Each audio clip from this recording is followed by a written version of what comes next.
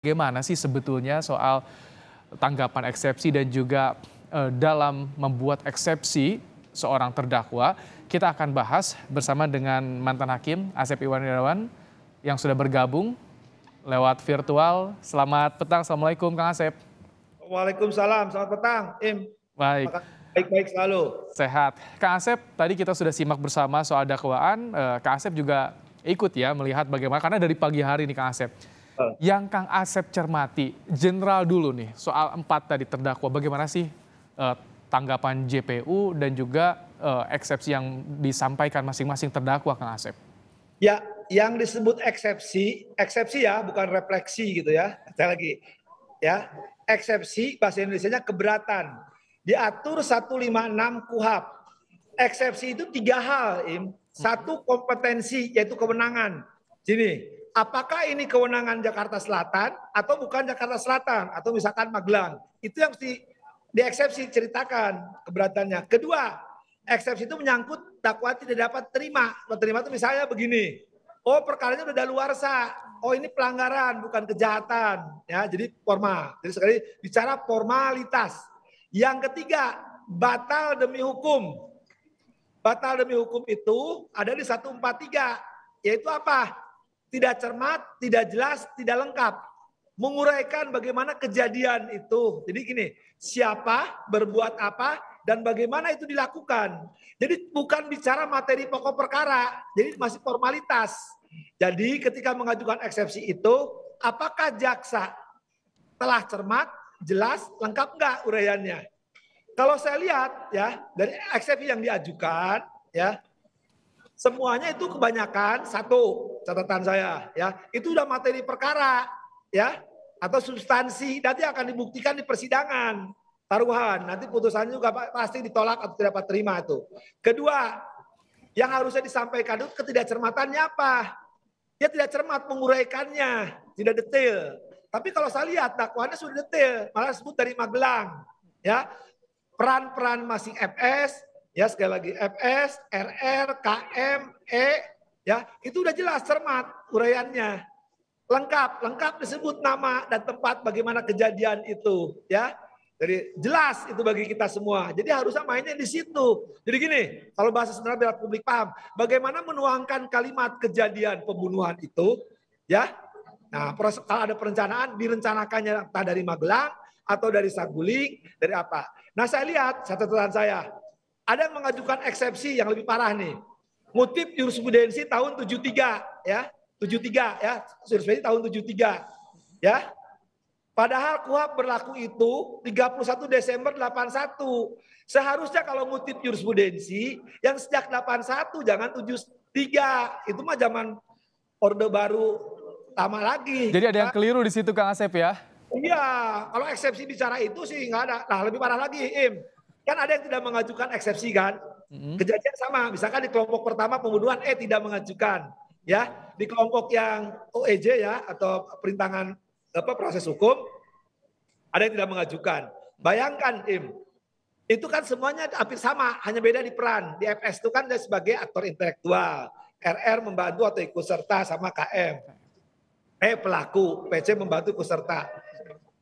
Itu hampir sama semua dakwaannya kecuali FS yang ditambah dengan undang-undang sama UEJ. Kang Asep, izin saya potong. Kalau tadi yang disampaikan bagaimana yang dakwaan yang sepenggal-sepenggal, tidak cermat uraiannya dan bermuara pada batal demi hukum, tidak jelas cermat, itu bagaimana? Ya, harusnya itu tidak cermatnya itu kan sepenggal-sepenggal apa? Kalau saya lihat di dakwaan justru lengkap. Dari Magelang diuraikan, Saguling diuraikan.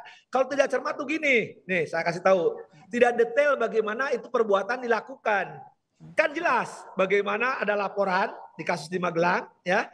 Kemudian di Saguling mempersiapkan senjata, diisi senjata, dan siapa yang melakukan, siapa yang telepon, itu sudah cermat, sudah detail, sudah ada. Kan hukum itu siapa, berbuat apa, dan bagaimana pertanggungjawabannya. Uraian itu udah ada. Jadi justru kalau misalkan sekarang, maaf ya, ada pernyataan ini sepenggal-sepenggal, justru penasihat hukum harusnya untung. Kan berarti nanti pembuktiannya gampang gitu kan. Tapi saya yakin kalau saya baca dakwaan sudah lengkap, sudah jelas, sudah cermat gitu kan. Itu yang harus dipahami. Tadi disoroti juga soal tadi terakhir tuh kuasa hukum bilang katanya ada perbedaan dakwaan dengan berita acara. Ini Oke, jelasin dulu. dakwaan imajiner juga tadi disinggung, silakan Kang Asep. Oke, imajiner, sepenggal-sepenggal tidak sama dengan Berita acara. nih saya jelaskan ya. Dakwaan itu adalah keyakinan jaksa untuk membuat dakwaan, ya harus cermat jelas lengkap. Apakah harus sesuai dengan BAP? Tidak harus, saya katakan. Tidak harus semua sama. Kalau sama apa copy paste. Justru dari sekian lama itu yang sekian 1 meter diringkas jadi 40 atau 50 halaman, yang diambil yang itulah yang fakta-fakta hukum untuk dipertanggungjawabkan di meja sidang. Contoh yang paling imajinernya di mana? Kan katakan ini ada kalimat, cuma dari 1 saksi. Mereka lupa. Alat bukti itu ada 5. Ada keterangan saksi, keterangan ahli. Anggaplah nama saksi dari E. Yang E bisa dipercaya. Kan nanti ahli balistik, ahli forensik, ya, surat hasil dari forensik, hasil dari balistik. Itu lebih dari 1, Mas Baim. Ya, jadi ketika membuat dakwaan itu lebih dari 2 alat bukti, karena hakim harus yakinkan dengan minimum 2 alat bukti. Jadi kalau imajiner dikatakan diambil dari 1 keterangan saksi, ada yang dilupakan alat bukti lain, kan di situ ada alat bukti keterangan ahli, ya, keterangan ahli itu ahli balistik, ahli forensik, surat. Jadi itu lebih dari 1. Peserta ya. Baik, ya. Kang Asep, yang juga tadi dalam dakwaan yang ditanggapi eksepsinya, dalam eksepsi maaf, soal Ricky Rizal nih, kan dia sempat menolak ketika diminta oleh Ferdy Sambo untuk membunuh Yosua. Apakah ini bisa jadi pertimbangan hakim? Oke, ini nanti ini bukan materi eksepsi. Ya. Nah, sekarang apakah itu bisa pertimbangan hakim?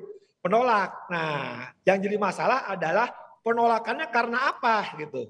Nanti akan dipertanyakan oleh hakim, kenapa kamu menolak? Nah, nanti dilihat ruang waktunya dia menolak itu situasinya gimana.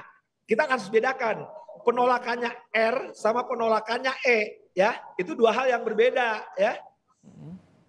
Jadi itu nanti di pembuktian ya, ketika untuk melihat bagaimana mens reanya di situ ya Kang Asep ya. Jadi kalau sekarang tuh hanya bicara, kalau materi dakwaan tuh hanya bicara formalitas, bagaimana menyusun kalimat gitu, itu aja dulu. Nah soal isinya materi pokok perkara nanti diperiksa di pembuktian. Nah di pembuktian itu maka haknya terdakwa atau penasihat hukum munculnya di pembelaan. Misalkan ini nggak jelas nih, pada RR begini, KM begini, PC begini, itu munculnya di materi pembelaan, bukan di eksepsi. Oh, tapi kalau misalkan disampaikan di eksepsi soal tadi penolakan, kemudian juga Maruf juga yang merasa, Kuat Maruf yang merasa tidak merencanakan, apakah itu bisa jadi juga pertimbangan hakim untuk nanti putusan sela, Kang Asep? Ya boleh-boleh saja menyampaikan. Cuman mungkin saya kalau boleh mendahului, nanti jawaban hakim udah ketahuan mas saya. Ya 1, itu bukan materi eksepsi, tapi materi pokok perkara. Oleh karena itu maka eksepsi para penasihat hukum ditolak, setidak-tidaknya tidak dapat diterima. Jadi harusnya gini, harusnya masuk ke Jawa Barat, yang diomongin Jawa Tengah. Ya itu bukan punten, tapi kulonuwun. Oke. Jadi itu masuk dalam pembuktian nanti karena sudah masuk dalam pokok perkara ya. Tapi artinya kalau garis besarnya Kang Asep ya, soal dakwaan ini biasanya yang disoroti soal formilnya seperti itu Kang Asep. Nah betul. Oh. Terus? Ya, jadi formil itu gini ya, syarat formil apakah akan menyebut identitas ya dari nama, agama, pekerjaan. Kedua, tadi uraian ya bahasa hukumnya lokus, bahasa sederhana gini. Tempat dan kejadian dan bagaimana dilakukan. Nah itu terurai dalam bentuk kalimat ya. Nah kalimat itu tidak jelas, nah baru itu tidak cermat, tidak jelas, tidak lengkap. Jadi bukan bermain, wah saya kan tidak ada, saya tidak mendengar, posisi saya, itu mah nanti di pembuktian, kayak itu materi. Kalau sekarang mah, ini dakwaan itu bisa dipahami enggak oleh siapapun membaca. Oh ternyata kan sekarang publik pun lebih paham. Oh ada kejadian di Magelang. Misalkan dimulai, nah ikutin ya. 15 menit itu si ibu ketemu almarhum. Setelah itu ada si KM suruh telepon. Berangkatlah ke Jakarta ya. Nah, sudah tidak ada duri dan sebagainya. Di Jakarta lah ketemu Bapak FS. Dari mulai saguling dan semua mulailah perencanaan muncul. Ya. Nah, dari mulai ngisi senjata, dari mulai jaga, dari mulai tarik senjata, perintah senjata. Nah, itu sudah terurai kalau lihat dakwaan. Itu 40 yang saya lihat ya, yang minimal 40 halaman itu yang lainnya rata-rata 40, apa kalau FS lebih gede, itu sudah jelas lengkap. Malah katakan sebenarnya itu berlebih menurut saya. Tapi itu mungkin menemui kelengkapan kejelasan. Tapi soal sekarang penasihat hukum saya berbeda juga dengan penasihat hukum, ya kita hormati. Tapi sekali lagi, biarlah tunggu hakim yang memutus. Tapi percayalah, hakim yang memutus itu pasti dipertimbangkan cuma itu kalimatnya nanti. Ini bukan materi. Bukan Ini udah menyangkut materi pokok perkara akan dipertimbangkan nanti di pemeriksaan pokok perkara. Dan makanya oleh karena itu eksepsi dinyatakan tidak dapat terima atau ditolak. Oke. Beberapa hal juga yang diangkat soal ini Kang Asep, uraian kejadiannya katanya tidak disertakan, yang di Magelang itu tidak lengkap, termasuk soal alasan dibalik rangkaian kejadian ini. Contoh yang dugaan kekerasan seksual itu tidak diuraikan secara lengkap. Itu bisa mempengaruhi dakwaan atau bagaimana Kang Asep? Ini dakwanya kan 340 pembunuhan berencana. Jadi yang diuraikan itu pembunuhan berencana itu barang siapa, yaitu orang-orang. Ya. 2, direncanakan. Rencanakan itu apa? Ya, ada jeda waktu, dia bisa memikirkan, bisa tidak jadi membunuh. Menghilangkan nyawa, ada orang meninggal. Ya. J.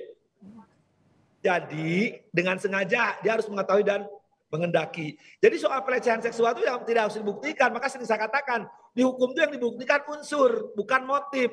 Ya, kalau motif itu soal lain. Apa ada tidak ada soal pelecehan seksual itu soal lain. Itu kan versi PC yang susah dibuktikan karena kenyataannya yang dituduh pelecehan seksual kan J.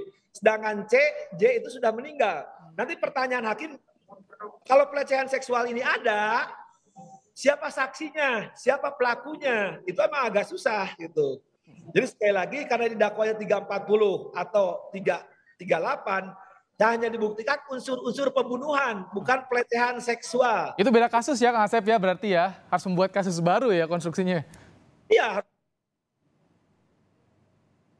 Kang Asep, sayang sekali tampaknya sambungan audiovisual kami dengan Asep Iwan Irawan terganggu. Tadi seperti yang dijelaskan bahwa memang garis besar dari dakwaan ini adalah bagaimana kesesuaian syarat formilnya, sementara untuk material dibuktikan nanti dalam pembuktian pokok perkaranya. Tentunya kita akan tunggu. Tapi Breaking News Kompas TV kami jeda sejenak, kami akan segera kembali untuk Anda.